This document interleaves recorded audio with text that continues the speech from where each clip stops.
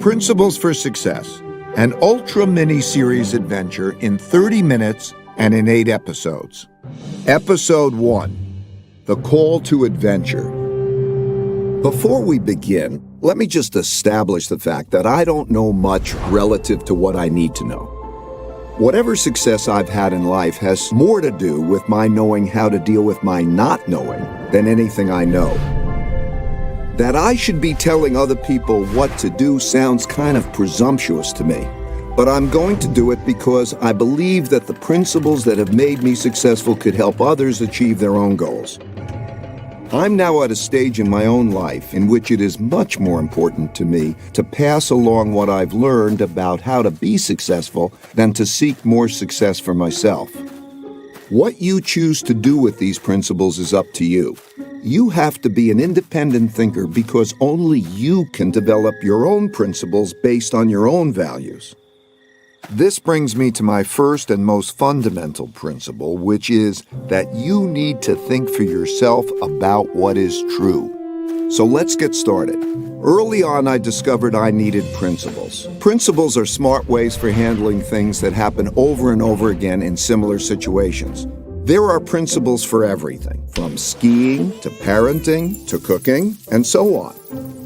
I'm going to share some of my most important overarching life principles that influence how we approach everything that we do.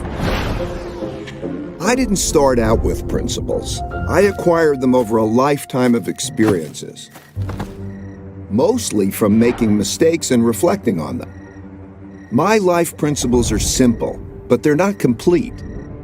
I still struggle to make the best decisions, and I still make mistakes and learn new principles all the time. This is the reality. At the beginning, I needed to escape the conventions that surrounded me, which meant that I needed to think for myself. Unless you want to have a life that is directed by others, you need to decide for yourself what to do, and you need to have the courage to do it. But I didn't know that at first. I only learned that from going on my adventure. Looking back on my own journey, I now see that time is like a river that carries us forward into encounters with reality that require us to make decisions. We can't stop our movement down this river, and we can't avoid the encounters. We can only approach them in the best possible way.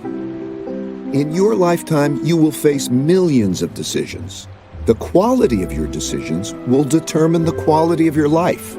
Over the course of my lifetime, the most valuable things I've learned were the results of mistakes I reflected on to help form principles so I wouldn't make the same mistakes again. These principles took me from being a very ordinary middle-class kid from Long Island to becoming very successful as judged by conventional measures. They also gave me the meaningful work and meaningful relationships that I value even more than these conventional successes. People often ask me how I did it. I can assure you it wasn't because of my uniqueness as a person. It was the result of a unique approach to life I believe almost anybody can adopt. It starts with embracing reality and dealing with it. The path you take in life is your most important decision. In my case, I wanted my life to be great, and I feared boredom and mediocrity more than I feared failure. Since I didn't start out with money, and I didn't need much more than a bed to sleep in and food to eat, I could skew my decisions to pursue my adventures. So ever since I was a kid, I ran after the things I wanted, crashed, got up and ran again, and crashed again, and each time I crashed, I learned something, got better, and crashed less. By doing that over and over again, I learned to love this process, even the crashing part of it. Through it, I encountered reality, and I learned how to deal with it, which inspired another one of my most fundamental principles, which is that truth is the essential foundation for producing good outcomes. By truth, I don't mean anything more than the way the world works. I believe that we were given the laws of reality by nature. Humans didn't create them, but we can use them to foster our own evolution and achieve our goals. Realizing that made me a hyper-realist. by which I mean I became someone who has discovered the great rewards of deeply understanding, accepting, and working with reality as it is and not as I wish it would be. When I say I'm a hyper-realist, people sometimes think I'm saying that dreams can't come true. That's absolutely not true. Without pursuing dreams, life is mundane. What I mean is that, to me, hyperrealism is the best way to choose one's dreams and then achieve them. Having big dreams, plus embracing reality, plus having lots of determination, will bring you a successful life. I believe this formula is true for everyone. But what does a successful life look like? We each have to decide for ourselves what success is. I don't care whether you want to be a master of the universe or to live under a palm tree or anything else. I really don't. Each of us chooses goals based on our values and decides on the best path to achieve them. But we all need approaches to making decisions that work well, especially when facing problems, mistakes, and weaknesses that stand in our way. To succeed, we must embrace all our realities, especially the harsh realities that we wish weren't true. At first, looking at these harsh realities caused me a lot of pain, but I learned that this pain was just psychological and that my seeing things differently made all the difference. I came to view problems like puzzles that would reward me if I could solve them. They would help me deal with the problem at hand, and they would give me principles for dealing with similar problems in the future. I learned to treat pain as a cue that a great learning opportunity is at hand, which led me to realize that pain plus reflection equals progress. Meditation has been invaluable in helping me see things that way. I found that when I calmed myself down and embraced my realities and dealt with them, the rewards brought me pleasure and the pain faded. Each of us has the unique capability to think logically, to reflect on ourselves and our circumstances, and to direct our own personal evolution. Doing this well is just a matter of following a simple 5-step process. We've discussed how important it is to reflect carefully after experiencing pain. When I did this, I was usually able to discover principles that would prevent me from repeating the same mistakes in the future. And I could see that being successful simply consisted of 5 steps. Step 1 is to know your goals and run after them. What is best for you depends on your nature, so you need to really understand yourself and know what you want to achieve in life. Step 2 is to encounter the problems that stand in the way of getting to your goals. These problems are typically painful. If handled badly, some of them can lead to your ruin. But to evolve, you need to identify those problems and not tolerate them. Step 3 is to diagnose these problems to get at their root causes. Don't jump too quickly to solutions. Take a step back and reflect in order to really distinguish the symptoms from the disease. Step 4 is to design a plan to eliminate the problems. This is where you will determine what you need to do to get around them. And step 5 is to execute those designs, pushing yourself to do what's needed to progress toward your goal. A successful life essentially consists of doing these 5 steps over and over again. This is your personal evolution, and you see this process everywhere. It's just a law of nature. Think of any product, any organization, or any person you know, and you will see that this is true for them. Evolution is simply a process of either adapting or dying. Conceptually, it looks just like the 5-step process I've described. As you push through this often painful process, you'll naturally ascend to higher and higher levels of success. I found that when I did it better, my struggling never became easier, because the more capable I became, the greater the challenges I would take on. Because different people are strong and weak at different things, most people can't do all 5 steps well. Not facing this reality means you could stretch further than you should. And as the heights get greater, your falls could also be greater. Sometimes terrible things happen to all of us in life. They can ruin us, or they can profoundly improve us, depending on how we handle them. Something like this happened to me in 1982. We progress forward until we encounter setbacks. Whether or not we get out of them and continue forward or spiral downward depends on whether or not we're willing to face the failure objectively and make the right decisions to turn the loop upward again. Something terrible happened to me in 1982 when I bet everything on a depression that never came. The period between 1979 and 1982 was one of extreme turbulence for the global economy, the markets, and for me. And I believed that the U.S. economy, with the world economy tied to it, was headed toward a catastrophe. This view was extremely controversial. I wanted the great upside and very publicly took a big risk and was wrong, dead wrong. After a delay, the stock market began a big bull market that lasted 18 years, and the U.S. economy enjoyed the greatest growth period in its history. This experience was like a blow to my head with a baseball bat. I had to cut my losses so that my company, Bridgewater, was left with one employee, me. I was so broke I had to borrow $4,000 from my dad to pay my bills. But even worse was having to let go the people I cared so much about.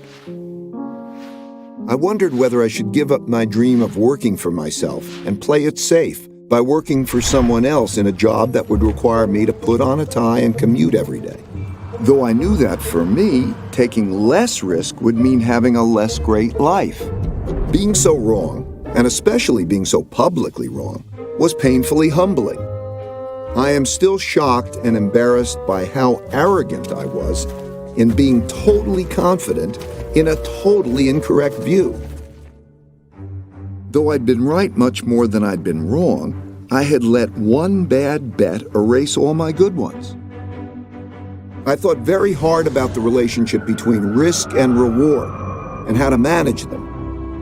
But I couldn't see a path forward that would give me the rewards I wanted without unacceptable risk. This kind of experience happens to everyone. It will happen to you. You will lose something or someone you think you can't live without, or you will suffer a terrible illness or injury, or your career will fall apart before your eyes. You might think that your life is ruined and that there's no way to go forward, but it will pass. I assure you that there is always a best path forward, and you probably just don't see it yet. You just have to reflect well to find it. You have to embrace your reality. Sometimes things happen that are hard to understand. Life often feels so difficult and complicated, it's too much to take in all at once. My deep pain led me to reflect deeply on my circumstances. It also led me to reflect on nature because it provides a guide for what's true. So I thought a lot about how things work, which helped to put me and my own circumstances in perspective. I saw that at the Big Bang, all the laws and forces of the universe were created and propelled forward, interacting with each other as a perpetual motion machine, in which all the bits and pieces coalesce into machines that work for a while, fall apart, and then coalesce into new machines. This goes on into eternity. I saw that everything is a machine. The structure and evolution of galaxies, the formation of our own solar system, the makeup of Earth's geography and ecosystems, our economies and markets, and each of us. We individually are machines made up of different machines. Our circulatory system, our nervous system, that produce our thoughts, our dreams, our emotions, and all the other aspects of our distinct characters. All of these different machines evolve together through time to produce the realities we encounter every day. And I realized that I was just one tiny bit in 1 nanosecond deciding what I should do. While that perspective might sound very philosophical, I found that it was very practical because it showed me how I could deal with my own realities in a better way. For example, I observed that most everything happens over and over again in slightly different ways. Some in obvious short-term cycles that are easy to recognize, so we know how to deal with them, like the 24-hour day. Some so infrequently that they haven't occurred in our lifetimes, and we're shocked when they do, like the once-in-a-100-year storm. And some we know exist, but are encountering for the first time, like the birth of our first child. Most people mistakenly treat these situations as being unique and deal with them without having proper perspective or principles to help them get through them. I found that if instead of dealing with these events as one-offs, I could see each as just another one of those and approach them in the same way a biologist might approach an animal, first identifying its species, then drawing on principles for dealing with it appropriately. Because I could see these events transpire in pretty much the same ways over and over, I could more clearly see the cause-effect relationships that govern their behaviors, which allowed me to develop better principles that I could express in both words and algorithms. I learned that while most everyone expects the future to be a slightly modified version of the present, it is typically very different. That's because people are biased by recent history and overlook events that haven't happened in a long time, perhaps not even in their lifetime, but they will happen again. With that perspective, I realized that what I missed when I mistakenly called for a Great Depression was hidden in the patterns of history, and I could use my newfound knowledge of these patterns to make better decisions in the future. And when I thought about my challenge, balancing risk and reward, I realized that risk and reward naturally go together. I could see that to get the most out of life, one has to take more risk, and that knowing how to appropriately balance risk and reward is essential to having the best life possible. Imagine you are faced with the choice of having a safe, boring life if you stay where you are, or having a fabulous one if you take the risk of successfully crossing a dangerous jungle. That is essentially the choice we all face. For me, the choice was clear, but that doesn't mean the path forward was without challenges. I still needed to face two big barriers that we all must face. I can't tell you which path in life is best for you because I don't know how important it is for you to achieve big goals relative to how important it is for you to avoid the pains required to get them. This is the courage I spoke of earlier, and we each have to feel these things out for ourselves. After my big mistake in calling for a depression, I had come to one of life's forks in the road, as we all do. If I made the choice to take a normal job and play it safe, I would have ended up with a very different life than the one I had. But as long as I could pay the rent, put food on the table, and educate my kids, the only choice for me was to risk crossing the jungle in pursuit of the best life possible. My big mistake in betting on a depression gave me a healthy fear of being wrong. In other words, it gave me deep humility, which was exactly what I needed. At the same time, it didn't stop me from aggressively going after the things I wanted. To succeed, I needed to see more than I alone could see. But standing in my way of doing that were the two biggest barriers everyone faces: our ego and blind spot barriers. These barriers exist because of how our brains work. First, let's explore the ego barrier. When I refer to your ego barrier, I'm talking about the parts of your brain that prevent you from acknowledging your weaknesses objectively so that you can figure out how to deal with them. Your deepest-seated needs and fears reside in areas of your brain that control your emotions and are not accessible to your higher-level conscious awareness. And because our need to be right can be more important than our need to find out what's true, we like to believe our own opinions without properly stress testing them. We especially don't like to look at our mistakes and weaknesses. We are instinctively prone to react to explorations of them as though they're attacks. We get angry, even though it would be more logical for us to be open to feedback from others. This leads to our making inferior decisions, learning less, and falling short of our potentials. The second is the blind spot barrier. Everyone has blind spots. The blind spot barrier is when a person believes he or she can see everything. But it's a simple fact that no one alone can see a complete picture of reality. Naturally, people can't appreciate what they can't see. Just as we all have different ranges for singing, hearing pitch, and seeing colors, we have different ranges for seeing and understanding things. For example, while some people are better at seeing the big picture, others excel at seeing details. Some are linear thinkers, and others are more lateral. While some are creative but not reliable, others are reliable but not creative, and so on. Because of how our brains are wired differently, everyone perceives the world around them differently. By doing what comes naturally to us, we fail to account for our weaknesses, and we crash. Either we keep doing that or we change. Aristotle defined tragedy as a terrible outcome arising from a person's fatal flaw. A flaw that, had it been fixed, would have instead led to a wonderful outcome. In my opinion, these two barriers are the main impediments that get in the way of good decision-making. Taking risks and occasionally being ruined wasn't acceptable, and neither was not taking risks and not having exceptional results.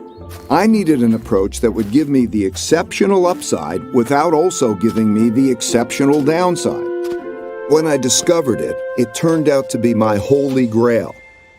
To get it, I needed to replace the joy of being proven right with the joy of learning what's true.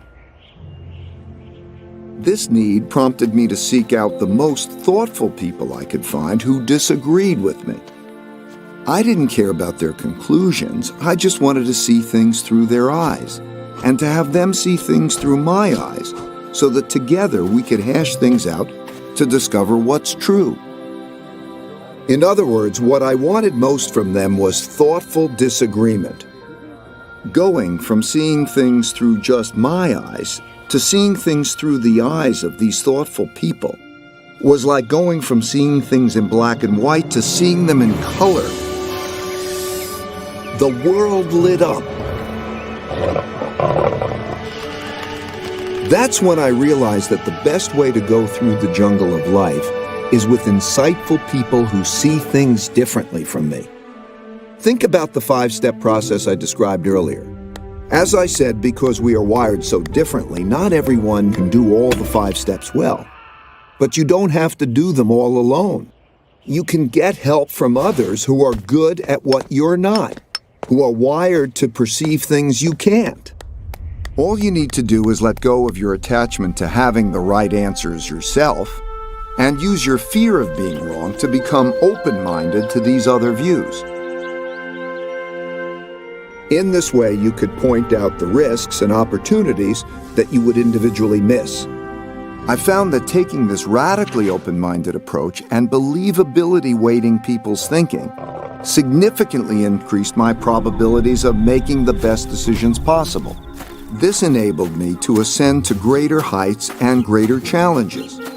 In the past, I would have always wanted to do what I myself thought was best. But now I sought out the strongest independent thinkers I could find. I still do. There is nothing better to be on a shared mission with extraordinary people who can be radically truthful and radically transparent with each other. This approach led me to create a company with a unique idea meritocracy, operating in a unique way that produced unique successes. In an idea meritocracy, you get the best of everybody. Everyone thinks independently. Then we work through our disagreements to get at what's best. However, not every opinion is equally valuable, and we had to learn to distinguish between good ideas and bad ones to get the best decisions. In other words, we needed to believability weight people's thinking. But that's another story I will explain in my work principles. Right now, there are many wonderful opportunities and dangerous risks surrounding you that you don't see. If you saw them, free of the distortions produced by your ego or your blind spots, you would be able to deal with them more effectively. If you could acquire this ability, and with practice you can, you will radically improve your life. So far, I described how I learned to confront my own realities, my problems, my mistakes and weaknesses, and how I surrounded myself with others who could do things better than I could. This was the most effective way I discovered for making great decisions. This is not the normal way of being, but through this approach, I became very successful. And being successful enabled me to meet extraordinarily successful people and see how they think. I've discovered that their journeys were similar to mine. You might not know it, but they all struggle, and they all have weaknesses, that they all get around by working with people who see risks and opportunities that they would miss. Over time, I learned that by nature, most people's greatest strengths are also connected to their most significant weaknesses. And striving hard for big things is bound to lead you to painful falls. It's just part of the process. Such setbacks will test you. They sort people. Some think hard about what caused their setbacks, learn lessons, and continue progressing toward their goals, while others decide that this game is not for them and get off the field. I've come to realize that success is not a matter of attaining one's goals. I found that when I reached each new higher level of success, I rarely remained satisfied. The things we are striving for are just the bait. Struggling to get them forces us to evolve, and it is this struggle toward personal evolution with others that is the reward. I no longer wanted to get across the jungle, but instead wanted to find greater and greater challenges to go after. Surrounded by great people, working together on a shared journey. Eventually, the success of the mission and the well-being of the people alongside me became more important than my own success. I also started to see beyond myself and wanted others to be successful when I'm no longer here. I realize that if I fail to do that, I will be a failure. I struggle with this now. We all struggle with different things at different times, until we either choose to give up or until we die and become part of the larger evolutionary story. This is how all machines work and are recycled through time. When a machine breaks down, its parts go back into the system to become parts of new machines that also evolve through time. Sometimes this makes us sad because we become very attached to our machines. But if you look at it from the higher level, it's really beautiful to observe how the machine of evolution works. Now you must decide for yourself how you will evolve. Forget about where these principles came from. Just assess whether or not they are useful to you and evolve them to suit your own needs. As with all of life's decisions, what you do with them is ultimately up to you. My only hope for you is that you have the courage to struggle and evolve well to make your life as great as it can be. Thank you and goodbye.